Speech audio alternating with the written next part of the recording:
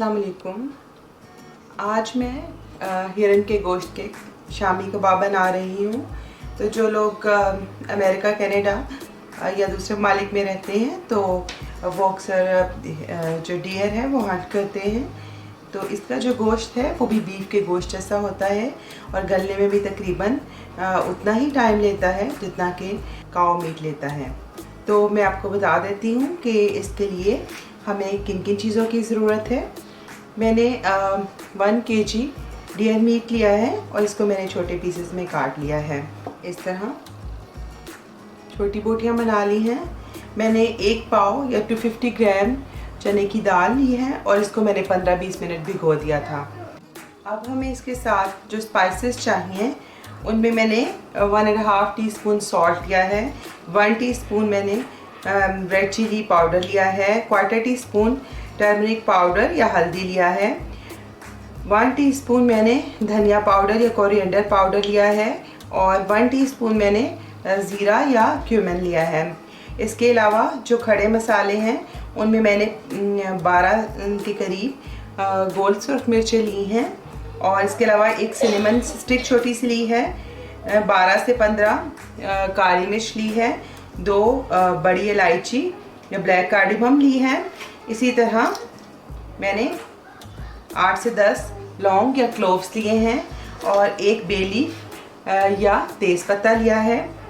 एक छोटे साइज़ का प्याज ले लें, ये बड़े साइज़ का तो मैंने हाफ़ ले लिया है। इसी तरह एक अदरक का टुकड़ा ले लें और एक पूरा जो है वो लहसुन की पोथी ले लें। तो ये सारे स्पाइसेस जो हैं वो इसके अंदर जाएंगे और बाकी चीज़ें जो हैं हम इसके गलने के बाद शामिल करेंगे। तो इसके बनाने के लिए कुकर में मैं पहले चने की भीगी हुई दाल डाल रही हूँ।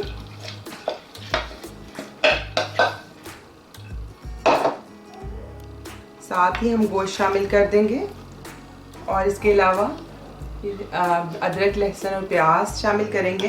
प्याज को चाहें तो थोड़े छोटे टुकड़ों में काट लें। साथ ही मैं खड़े मसाले डाल रही हूँ।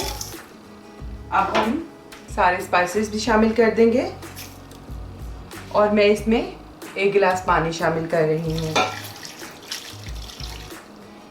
अब हम इसे मैं प्रेशर कुकर में बना रही हूँ तो मैं 18 से 20 मिनट तक इसको प्रेशर दूंगी। तो अगर आप किसी पॉट में बना रहे हैं तो आप तकरीबन 1 घंटे तक इसको गलाएंगे और इसमें पानी ज़्यादा शामिल करेंगे। तो गलाने के बाद मैं आपको इसकी सूरत हाल दिखाती हूँ। मैं एक दफ़ा मिक्स कर लेती हूँ। तो 18 मिनट के बाद मैंने इसको खोल लिया है तो इसमें से पानी बिल्कुल ड्राई हो गया है, गोश्त भी अच्छे तरह गल गया है और इसी तरह दाल भी सॉफ्ट हो गई है। और अब हम इसको थोड़ा सा ठंडा कर लेंगे और फिर इसको पीसेंगे। तो अब कीमा मैंने पीस लिया है ठंडा होने के बाद। और जब हम बोटी के साथ कबाब बनाते हैं तो फिर उसकी जो बोटी है वो अलहदा, आप चॉपर में अगर कर रहे हैं तो अलहदा से ग्राइंड कर लें और जो दाल है अलहदा से ग्राइंड कर लें। और जो इसके अंदर साबुत अदरक और तेज़पत्ता और इसके अलावा बड़ी इलायची थी वो मैंने निकाल ली है और जो सुर्ख मिर्चें साबुत थी वो साथ ही पीसी हैं। तो उनका बहुत अच्छा सा टेस्ट इसमें आता है। तो अब इसमें हम कुछ और चीज़ें शामिल करेंगे। तो मैं इसमें शामिल करूँगी 1/2 टीस्पून काली मिर्च, 1 टीस्पून भर के गरम मसाला, हरी प्याज और हरा धनिया और हरी मिर्च। ये आपको जितना पसंद हो अपनी मर्ज़ी से आप शामिल करें, लेकिन इनसे बहुत अच्छा सा टेस्ट आता है। तो हम ये शामिल कर देते हैं। आप नमक भी चेक कर लें, तो अगर आपको ज़रूरत हो तो मज़ीद भी शामिल इस मौका पे कर सकते हैं। अब मैं इसमें एक और इंग्रेडिएंट डालूँगी क्योंकि जो हिरन का गोश्त होता है वो थोड़ा ड्राई होता है और रेशेदार होता है। तो हमारा मिक्सचर बहुत अच्छा सा ड्राई सा बना है। तो आप जिस तरह मैंने आपको बताया है, जिस मिकदार में पानी और 18 मिनट आप उसको अगर प्रेशर देंगे तो बहुत अच्छे से गोश्त भी गल जाता है और उसके अंदर कोई पानी नहीं रहता। तो इसको बहुत और अच्छा टेस्ट देने के लिए और इसकी जो ड्राइनेस है वो ख़त्म करने के लिए मैं एक इंग्रेडिएंट डाल रही हूँ जिससे कबाब बहुत खस्ता हो जाएंगे। वो दही है। तो दही वाले कबाब हम बनाएंगे। तो मैंने गाढ़ा दही 3 टेबलस्पून ले लिया है, वो शामिल कर दूंगी।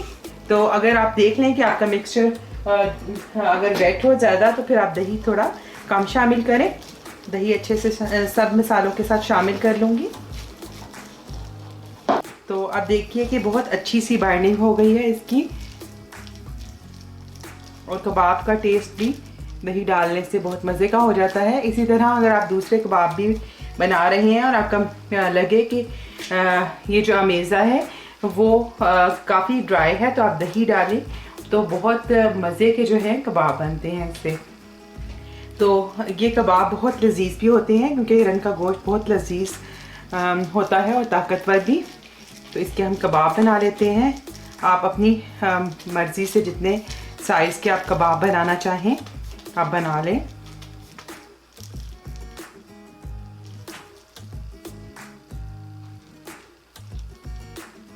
कबाब बनाने के बाद साइड से आप इस तरह अपने हाथों के ऊपर चला लें तो इसके जो क्रैक्स किनारों पे अगर होंगे तो वो ख़त्म हो जाते हैं और बिल्कुल स्मूथ से कबाब बन जाते हैं।